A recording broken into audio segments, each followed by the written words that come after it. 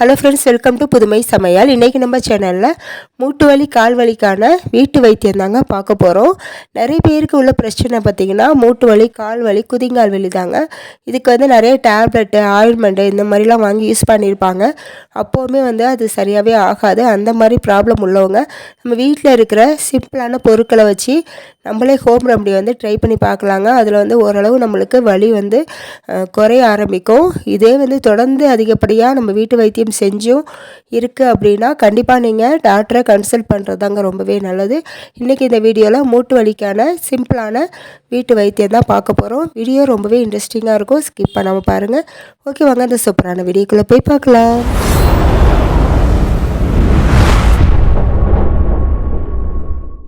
இந்த ரெமடி செய்கிறதுக்கு நம்ம வீட்டில் தாளிப்பு கரண்டி வச்சுருப்போம் பாருங்கள், அதை எடுத்துக்கோங்க.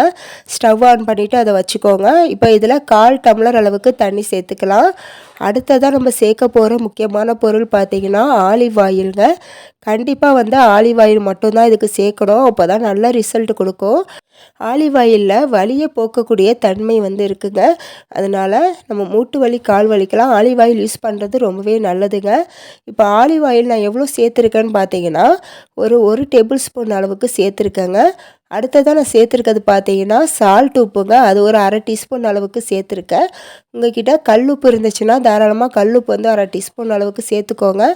இப்போ ஆயில், உப்பு சேர்த்த பிறகு தண்ணி நல்லா கொதித்து அந்த ஆயில் மட்டும் தனியாக நமக்கு பிரிஞ்சு வரணுங்க. அந்த அளவுக்கு கொதிக்க வைக்கணும்.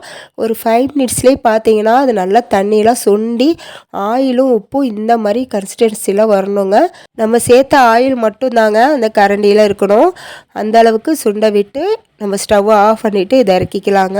இது இறக்குன உடனே கொஞ்சம் வெது வெதுப்பான சூடு இருக்கும்போதே நம்ம கால்களுக்கு அப்ளை பண்ணுங்க. நம்ம மூட்டுகளில் எங்கெங்கெல்லாம் வலி இருக்கோ அங்கெல்லாம் இதை நல்லா வெது வெதுப்பாக நம்ம கால் பொறுக்கிற சூடு அளவுக்கு இருக்கும்போது டக்குன்னு அப்ளை பண்ணிவிட்டு லைட்டாக ஒரு மசாஜ் கொடுத்துக்கோங்க. இந்த மாதிரி மசாஜ் கொடுக்கும்போது நமக்கு வலி குறைய ஆரம்பிக்குங்க. இந்த மாதிரி மசாஜ் கொடுத்துட்டு ஒரு 1/2 மணி நேரம் அப்படியே ரெஸ்ட்டில் விட்டுருங்க. 1/2 மணி நேரத்துக்கு அப்புறம் நல்லா வெது வெதுப்பான தண்ணி வச்சுக்கோங்க. சுடு தண்ணியை வச்சு இந்த மாதிரி காலை அப்படியே கழுவி விட்டு அப்படியே மேலேருந்து கீழோரமாக இந்த மாதிரி அப்படியே இறக்கி விடணுங்க. இந்த மாதிரி பண்ணும்போது நமக்கு வலி நல்லாவே கேட்குங்க. நல்ல வெது வெதுப்பான தண்ணி நம்ம ஊற்றிக்கணுங்க. அப்போ தான் நமக்கு வலி நல்லா கேட்கும். இந்த மாதிரி செஞ்சுட்டு அதுக்கப்புறம் நம்ம துண்டை வச்சு தொடச்சிக்கலாம். இந்த ரெமடியை நீங்கள் தினமும் கூட யூஸ் பண்ணாங்க. எந்த ஒரு சைடு எஃபெக்ட்டுமே இல்லை. நம்ம ஆலிவ் ஆயில் மட்டும் தான் இதில் சேர்த்துருக்கோம். ஆலிவ் ஆயில் உப்போம். அது நமக்கு எந்த ஒரு சைடு எஃபெக்ட்டுமே கொடுக்காது. அதனால் நீங்கள் தாராளமாக இந்த ரெமடியை தினமும் கூட யூஸ் பண்ணிக்கலாங்க. நமக்கு நல்லாவே ரிசல்ட் கொடுக்கும். உங்களுக்கு அதிகப்படியான வலி இருக்குங்கிற பட்சத்தில் இந்த மாதிரி நீங்கள் செஞ்சு பாருங்கள். உங்களுக்கு வலி உடனே குறைய ஆரம்பிக்கும். இப்படி செஞ்சும் உங்களுக்கு வலி குறையில இருக்குது அப்படின்னா கண்டிப்பாக நீங்கள் டாக்டரை கன்சல்ட் பண்ணுறதாங்க ரொம்பவே நல்லது. இது கூடவே நம்ம சாப்பிட்ற ஃபுட்டுலேயே நம்ம ஹெல்த்தியான உணவாக சேர்த்துக்கணுங்க. அப்போ தான் நமக்கு அந்த மூட்டு வலி குறையிறதுக்கு அந்த உணவு ஒரு வகையில் நமக்கு ஹெல்ப்பாக இருக்கும். இன்றைக்கி நான் உங்களுக்கு ரெசிபி ஒன்று ஷேர் பண்ணியிருக்கேங்க. வெண்டைக்காய் சூப்புங்க. இந்த வெண்டைக்காய் சூப்பை நம்ம குடிக்கும் போது நம்ம மூட்டு வலி, கால் வலியெல்லாம் குறையிறதுக்கு இது ரொம்பவே ஹெல்ப் பண்ணுங்க. ரொம்பவே ஹெல்த்தியான ரெசிபிங்க இது. வெண்டைக்காயில் நீங்கள் பொரியல், சாதம் அந்த மாதிரி செஞ்சு சாப்பிட்ருப்பீங்க. இந்த மாதிரி ஒரு டைம் வெண்டைக்காய் சூப் செஞ்சு குடிச்சு பாருங்கள். நம்ம ஆட்டுக்கால் சூப்லாம் சாப்பிடுவோம்ல, அதே டேஸ்ட்டில் இருக்குங்க. உடம்புக்குமே ரொம்பவே நல்லதுங்க. அந்த மூட்டு ஜவ்வுகளுக்கெல்லாம் இந்த வெண்டைக்காய் நமக்கு ரொம்பவே ஹெல்ப்பாக இருக்குங்க. அதனால் கண்டிப்பாக ஒரு டைம் இந்த மாதிரி வெண்டைக்காய் சூப் செஞ்சு சாப்பிட்டு பாருங்கள். தினமும் சாப்பிடுவீங்க. அந்தளவுக்கு டேஸ்ட்டும் ரொம்பவே சூப்பராக இருக்கும், ஹெல்த்தியும் கூடங்க. இதை எப்படி செய்யலாம் அப்படிங்கிறத பார்க்கலாம் வாங்க.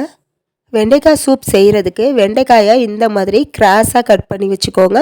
எப்படி வேணாலும் கட் பண்ணலாம். இந்த மாதிரி கட் பண்ணும்போது பார்க்க கொஞ்சம் இன்னுமே அழகாக இருக்குங்க. அதுக்காக தான் நான் அது மாதிரி கட் பண்ணியிருக்கேன். உங்களுக்கு எப்படி விருப்பமோ அந்த மாதிரி நீங்கள் கட் பண்ணிக்கோங்க. இப்போ இதை ஒரு பேனில் சேர்த்துட்டு ஒரு 5 மினிட்ஸ் நல்லா வதக்கி விட்டுக்கலாம். ஏன்னா இதோட வளவளப்பு தன்மை இருக்கும் பாருங்கள், அது போகிறதுக்கு லைட்டாக ஒரு 5 மினிட்ஸ் வதக்கி விட்டோம்னா வெண்டைக்காயில் உள்ள பிசுபிசுப்பு தன்மை போயிருங்க. ஒரு 5 மினிட்ஸ்க்கு அப்புறம் நம்ம ஸ்டவ் ஆஃப் பண்ணிவிட்டு இதை தனியாக எடுத்து வச்சுக்கலாம். அடுத்து உரல் எடுத்துக்கோங்க. இப்போ இதில் வந்து இஞ்சி, பூண்டு, மிளகு, ஜீரகம், சோம்பு, பச்சை மிளகா இதெல்லாம் வந்து சேர்த்துக்கலாங்க. நான் எந்த அளவில் சேர்த்துருக்கேன் அப்படின்ட்டு வீடியோவில் பார்த்துக்கோங்க. இப்போ இதெல்லாம் எல்லாத்தையுமே சேர்த்துட்டு நல்லா இடித்து எடுத்துக்கோங்க. இந்த மாதிரி இடித்து எடுத்துக்கணுங்க. இது ஓரமாக இருக்கட்டும். அடுத்து ஸ்டவ் ஆன் பண்ணிவிட்டு ஒரு பாத்திரம் வச்சுக்கோங்க. இதில் கொஞ்சமாக ஆயில் சேர்த்துக்கலாம். ஆயில் சூடானதும் நம்ம ஃபஸ்ட்டு அந்த இடித்து வச்சுருந்த பாருங்கள் மசாலா, அதை சேர்த்துக்கோங்க. அதை சேர்த்துட்டு லைட்டாக வந்து ஃப்ரை பண்ணி விட்டுக்கோங்க. விட்டுட்டு அதுக்கப்புறம் இது கொஞ்சம் வந்து நல்லா ஃப்ரை ஆனதுக்கப்புறம் நம்ம வெங்காயம், தக்காளி வந்து சேர்த்துக்கணுங்க. வெங்காயம் வந்து ஒரு வெங்காயம், தக்காளி வந்து ஒரு சின்ன தக்காளியாக பார்த்து சேர்த்துக்கோங்க. இப்போ வெங்காயம், தக்காளியும் சேர்த்துட்டு நல்லா ஒரு டைம் வந்து வதக்கி விட்டுருங்க. தக்காளி வந்து நல்லா குழஞ்சி வரணும். இந்த அளவுக்கு நல்லா வதக்கி விட்டதுக்கப்புறம் நம்ம தண்ணி சேர்த்துக்கலாங்க. நான் வந்து இன்றைக்கி சாப்பாட்டுக்கு அரிசி வந்து களையும் பாருங்கள், அரிசி களைஞ்ச தண்ணி அது சேர்த்துருக்கேன். நீங்கள் வந்து நார்மல் வாட்டர் கூட சேர்த்துக்கலாம். அடுத்து தேவைக்கேற்ப உப்பு சேர்த்துக்கோங்க. சேர்த்துட்டு நல்லா கொதி வர ஸ்டேஜில் வந்து 1/2 டீஸ்பூன் அளவுக்கு மஞ்சள் தூளும் நம்ம வதக்கி வச்சுருந்தா வெண்டைக்காயும் சேர்த்துக்கலாங்க. சேர்த்துட்டு ஒரு தடவை நல்லா மிக்ஸ் பண்ணி விட்டுட்டு ஒரு 2 நிமிஷம் வந்து இதை மூடி போட்டு வேக விட்டுருங்க. 2 நிமிஷத்துலேயே வெண்டைக்காய் வந்து நல்லா வெந்து வந்துடுங்க. இந்த மாதிரி அவ்வளோதாங்க, சூப்பரான வெண்டைக்காய் சூப் வந்து ரெடி ஆயிடுச்சு. பாருங்கள் எவ்வளோ சூப்பராக வெந்திருக்குன்ட்டு.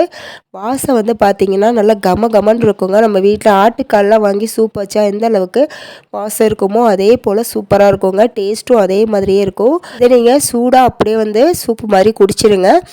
நமக்கு நல்லா ஆறி போச்சு அப்படின்னா கொஞ்சம் லைட்டாக வந்து கொலக்கலப்பு தன்மை வந்துடுங்க. அதனால் நீங்கள் சூடாக இருக்கும் போதே சர்வ் பண்ணிடுங்க. உடம்புக்குமே ரொம்பவே நல்லதுங்க. ட்ரை பண்ணி பாருங்கள். அடுத்த ஃபுட்டு என்னென்னு பார்த்தீங்கன்னா கேழ்வரகுங்க. கேழ்வரகுல அவ்வளோ கால்சியம் இருக்குங்க. பாலை விட அதிகமான அளவு கால்சியம் வந்து கேழ்வரகுல இருக்குதுன்னு சொல்கிறாங்கங்க. அதனால் கேழ்வரகை நம்ம உணவில் வந்து அதிக அளவில் சேர்த்துக்கணுங்க. எப்படி சேர்த்துக்கலாம் அப்படின்னு பார்த்தீங்கன்னா இட்லி தோசை தான் நம்ம உணவில் அடிக்கடி சேர்த்துக்குவோம். அதில் வந்து நம்ம கேழ்வரகு இட்லி தோசையாக வந்து நம்ம சேர்த்துக்கும் போது நமக்கு அதில் உள்ள சத்து வந்து அப்படியே முழுமையாக கிடைக்குங்க. இது வந்து மூட்டு எலும்புகளுக்கெல்லாம் ரொம்பவே நல்லதுங்க. கால்சியம் சத்து இருந்தாவே நமக்கு அடிக்கடி கை கால் வலி, மூட்டு வலிலாம் வருது குறையுங்க. அதனால் நீங்கள் கேழ்வரகை அதிக அளவில் சேர்த்துக்கோங்க. நான் வந்து பார்த்திங்கன்னா கேழ்வரகை இந்த மாதிரி இட்லி தோசை மாவுக்கு வந்து அரைச்சி போடுவாங்க. இந்த மாதிரி மாவில் அரைச்சி நம்ம சேர்க்கும் போது குழந்தைங்களும் வந்து விரும்பி சாப்பிடுவாங்கங்க. இந்த மாதிரி நீங்கள் இட்லி தோசைக்கு மாவு மாதிரி அரைச்சி வச்சுக்கோங்க. அரைச்சி வச்சுட்டு அதை தோசையாவோ இட்லியாவோ நீங்கள் ஊற்றி கொடுக்கும்போது நம்ம வீட்டில் உள்ள எல்லாருமே ரொம்பவே விரும்பி சாப்பிடுவாங்க. எப்போவுமே வந்து அரிசி உளுந்து மாவு மட்டுமே சேர்த்து இட்லி செய்யாமல் இந்த மாதிரி கேழ்வரகு மாவு வந்து அடிக்கடி நீங்கள் சேர்த்துக்கோங்க. கேழ்வரகு இட்லி தோசை மாவு எப்படி அரைக்கணும்னு பார்த்தீங்கன்னா ஒரு பங்கு நீங்கள் கேழ்வரகு எடுத்துக்கிட்டிங்கன்னா அதில் அரை பங்கு உளுந்தும் அரை பங்கு அரிசி சேர்த்துக்கோங்க. 1 டீஸ்பூன் அளவுக்கு வெந்தயம் சேர்த்துக்கோங்க. இது எல்லாத்தையுமே ஒன்றா சேர்த்து களைஞ்சி ஒரு 4 மணி நேரம் ஊற வச்சுருங்கங்க. ஊறினதுக்கப்புறம் நீங்கள் மிக்ஸி ஜாரில் சேர்த்து கூட அரைச்சிக்கலாம், இல்லை கிரைண்டரில் கூட நீங்கள் அரைச்சி எடுத்துக்கலாம். அரைச்ச மாவை நீங்கள் ஒரு 8 மணி நேரம் நல்லா புளிக்க வச்சுக்கிட்டிங்கன்னா இந்த மாதிரி சூப்பராக வந்து உங்களுக்கு தோசையோ இட்லியோ வந்து நீங்கள் சாப்பிட்டுக்கலாங்க. நான் வந்து இன்றைக்கி ஃபஸ்ட்டு இட்லி ஊற்றிட்டேன் மாவில், மீதம் இருக்கிற மாவில் இன்றைக்கி நான் தோசை ஊற்றிருக்கேங்க. இந்த தோசைக்கு வந்து சாம்பார் சட்னி எல்லாமே வந்து சூப்பரான காம்பினேஷனாக இருக்கும். டேஸ்ட்டும் ரொம்பவே சூப்பராக இருக்கும். உடம்புக்கு ரொம்பவே ஹெல்த்தியும் கூட. இந்த மாதிரி நம்ம ஹெல்த்தியான ஃபுட்டாக வந்து உணவில் சேர்த்துக்கும் போது நமக்கு எந்த ஒரு வலியும் வராதுங்க. நீங்களும் ட்ரை பண்ணி பாருங்கள். இந்த வீடியோவில் சொன்ன டிப்ஸ் வந்து உங்களுக்கு பிடிச்சிருந்தா மறக்காமல் லைக் கொடுத்துருங்க. இது போல் நிறைய யூஸ்ஃபுல்லான வீடியோஸ் தெரிஞ்சுக்க நம்ம புதுமை சமையல் சேனலை சப்ஸ்கிரைப் பண்ணி வச்சுக்கோங்க. நெக்ஸ்ட்டு சூப்பரான வீடியோவில் வந்து மீட் பண்ணுறேன். தேங்க்ஸ் ஃபார் வாட்சிங்.